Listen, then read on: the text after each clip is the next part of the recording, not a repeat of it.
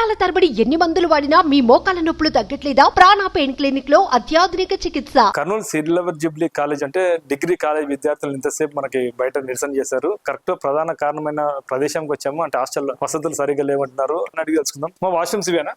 ఇవే sir washrooms. ఎన్ని washrooms ఉన్నాయి? 4 సార్ ఉండే వాష్రూమ్స్. అంటే ఇప్పుడు వీసీ గారు చెప్పారు 12 వాష్రూమ్స్ ఉన్నాయి, ఎలాంటి ఇబ్బంది లేదన్నారు కదా, మీరేమో 4 అంటున్నారు. కావాలంటే మీరే వెళ్ళి చూడండి సార్. 4 వాష్రూమ్స్ ఉన్నాయి సార్. 4 వాష్రూమ్స్ ఉన్నాయి సార్, చూడండి సార్.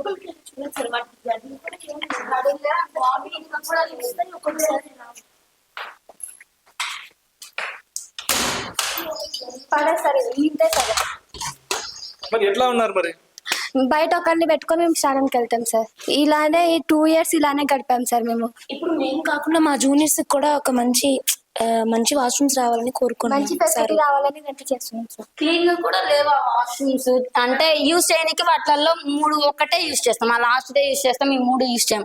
అప్పుడప్పుడు బ్లాక్ అవుతుంటాయి. ఆ బ్లాక్ అయినవి కూడా అప్పుడప్పుడు ఏంటంటే మమ్మల్ని అమౌంట్ అడుగుతుంటారు. కానీ మేమేంటంటే అమౌంట్ విషయంలో కొద్దిగా మా పేరెంట్స్ కష్టపడతారు కాబట్టి ఆ విషయంలో మేము కొద్దిగా స్ట్రిక్ట్ ఉండి ఇప్పటి వరకు అయితే దానికి అమౌంట్ అయితే పే చేయలేదు. ఇంకా వాటర్ విషయంలో కూడా సింకులు కూడా అసలు మంచిగా లేవు. సింకులు అయితే వాటర్ పోతూనే ఉంటాయి. 200 మందికి సరిపోతాయి.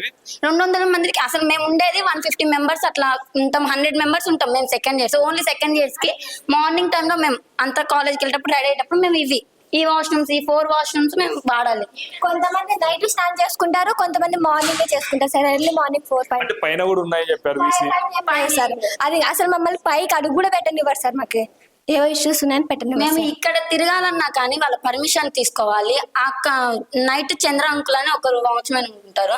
తను నైట్ 1:30 ఆ టైంలో కూడా విజిట్ చేస్తుంటారు. మేము అది వాళ్ళకి తెలియాలి. ఒక ఎవరైనా ఉమెన్ అయినా పెట్టరు. అక్కడ జెంట్స్ ఉంటారు, ఇక్కడ వాళ్ళే ఉంటారు. మేము నైట్ టైమ్స్ అయినా మాకు కొద్దిగా ఫ్రీడమ్ ఉంటది కదా. మాకు నైట్ డ్రెస్లు వేసుకొని తిరగాలన్నా ఇబ్బంది. మేము ఎట్లున్నా ఇంకా ఎప్పుడు ఎనీ టైం అంటే మేము అలా ఉండలేము కదా. అలా సింకుల్ సార్. సింకుల్ అని బయటకు వచ్చేసాం సార్. పేపర్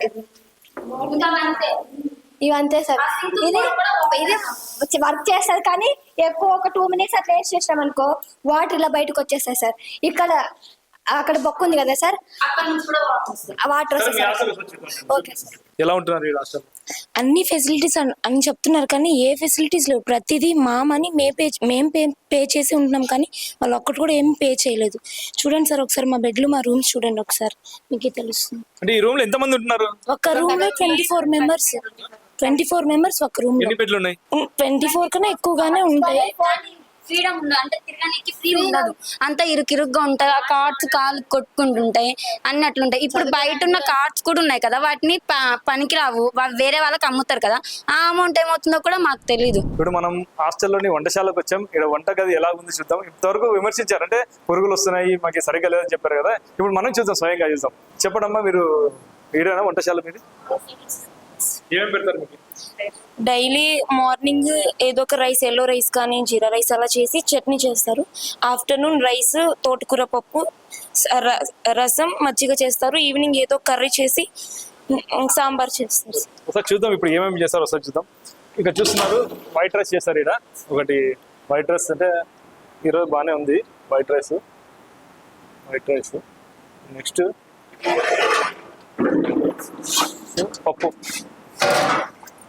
పప్పు బాగానే ఉంది అమ్మా.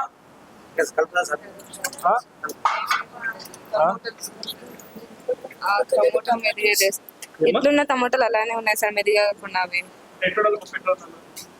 తుప్పలు అట్టనే ఉన్నాయి సార్. ఇలా తినాలి సార్. వేస్ట్ చేస్తారు, అదంతా వేస్ట్ పడేస్తారు. మిరపకాయలు సార్, పచ్చిమిరపకాయలు, టమాటోలు చూడండి సార్. తీసుకొని సైడ్ చూడండి సార్. సైడ్ కానీ గరిట మొత్తం పెట్టి ఏమ్మా ఇది పప్పేనా? మీరు అదంతా ఇక్కడ మీరు వంట వాస్తారా? ఏంది ఇది? ఈ పప్పు సార్. ఎట్టుంది పప్పు? పప్పెట్టేయాలా? పప్పెట్లు వేస్తారు?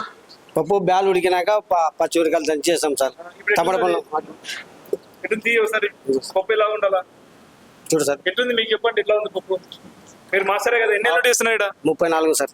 34 సంవత్సరాలు చేస్తున్నావా? మరి పప్పు ఎలా వెళ్తుందా? అంటే ఎందుకు అలా ఉంది పప్పు? ఇంత గట్టి ఇవ్వాలి సార్, ఇంత కాడికి గట్టిగా.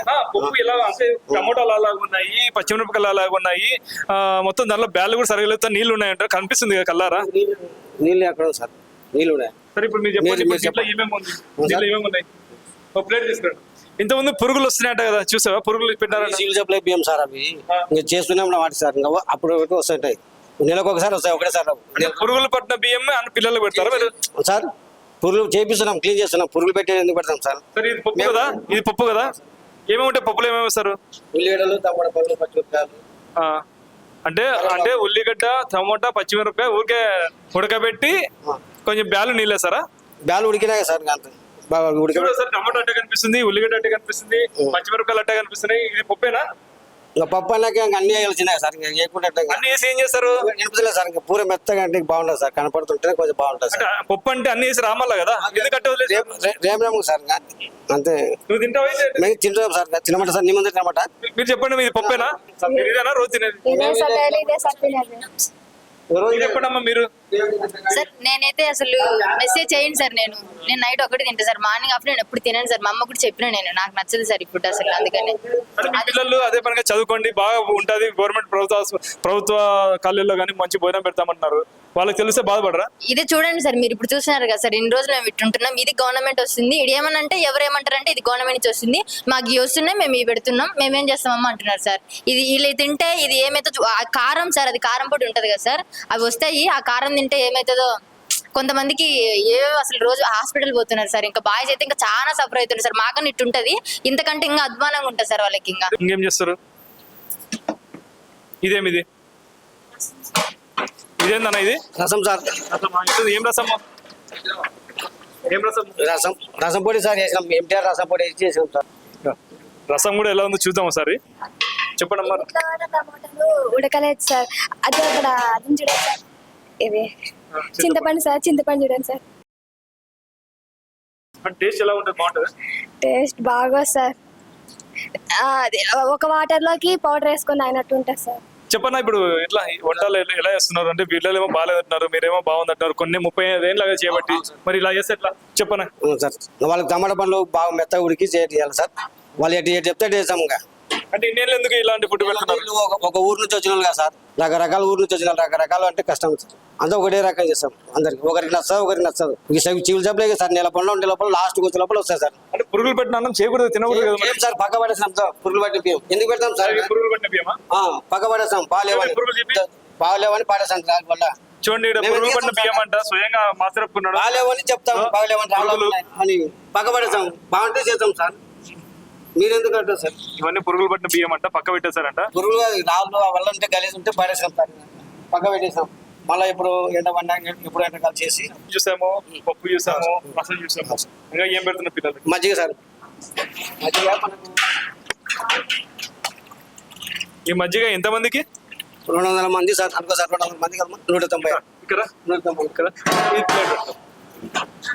అంటే ఇది మజ్జిగ అంటే తాగినీకేనా, అన్నంలో తిన్నీకేనా? తాగడానికి సార్. మనకు వచ్చేది 10 ప్యాకెట్లు సార్, వాళ్ళు ఇంకా ఇచ్చినక్కడికి మనకి పులిసి ఎంత ఉంటే 10 ప్యాకెట్లు అటు వస్తాయి. ఇంకా పెంచుతా వాళ్ళకి ఇప్పుడు ఇంకా అందరూ రాలేదు సార్, పెంచుతారు. అంటే 10 ప్యాకెట్ల మజ్జిగ 200 మందికి పంచుతున్నారు. ఇంకా వాళ్ళు ఎంత ఇచ్చేది చేయలేదు సార్, పంచుతారంటే వాళ్ళ అమ్మా అంతే కదా. మీరు చెప్పండి అమ్మా, 10 ప్యాకెట్ల మజ్జిగ వేస్తున్నా సరిపోతుందా మీకు?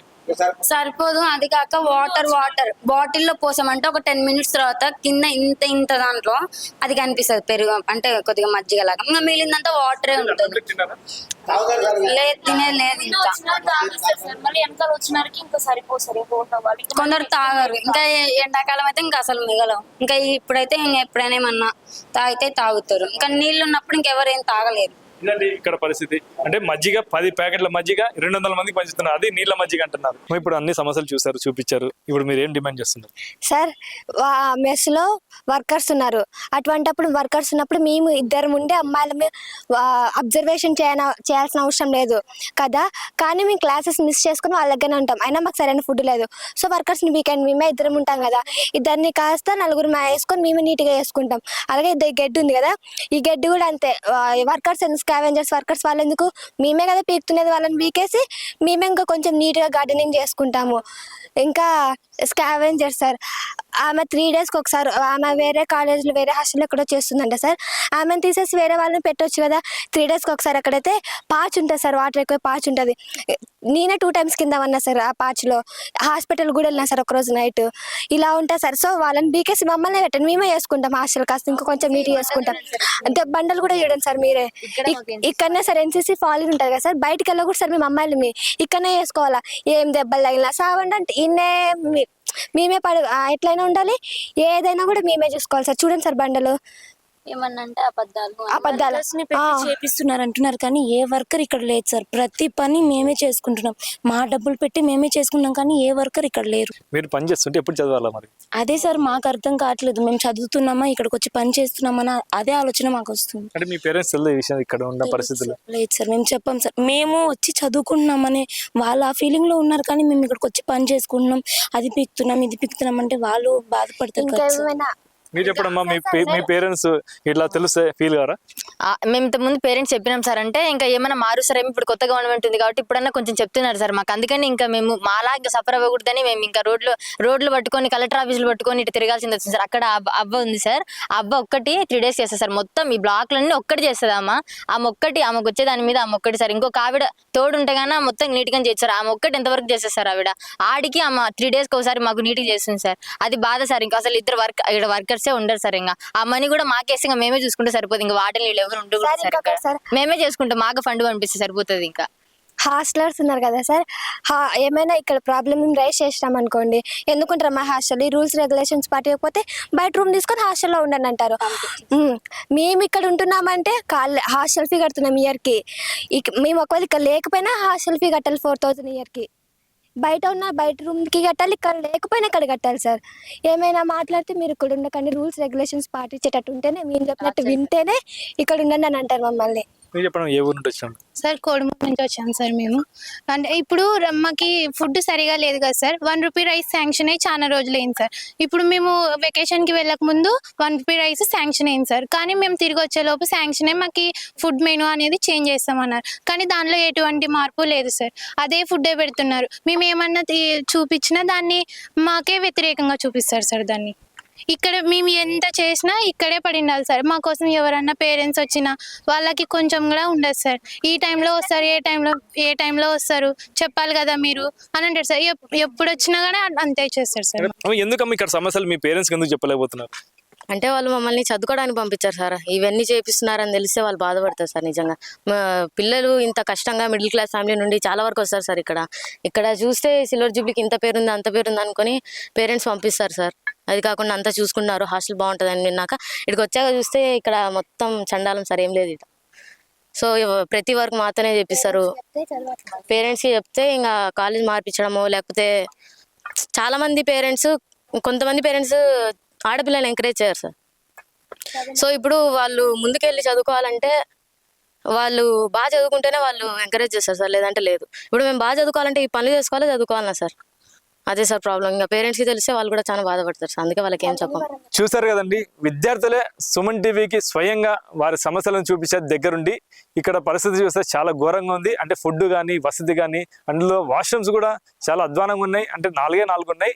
ఏదేమైనా కానీ ఇక్కడ హాస్టల్ కాదు, ఇది మాకు జైలు లాగా ఉందని చెప్పేసి విద్యార్థులు చాలా ఆవేదన వ్యక్తం చేస్తున్నారు. ఇప్పటికైనా పాలకులు కానీ అధికారులు కానీ పట్టించుకొని తమ సమస్యలు పరిష్కరించాలని చెప్పేసి విద్యార్థులు డిమాండ్ చేస్తున్నారు. కెమెరామ్యాన్ శేఖర్తో కిరణ్, సుమన్ టీవీ, కర్నూలు.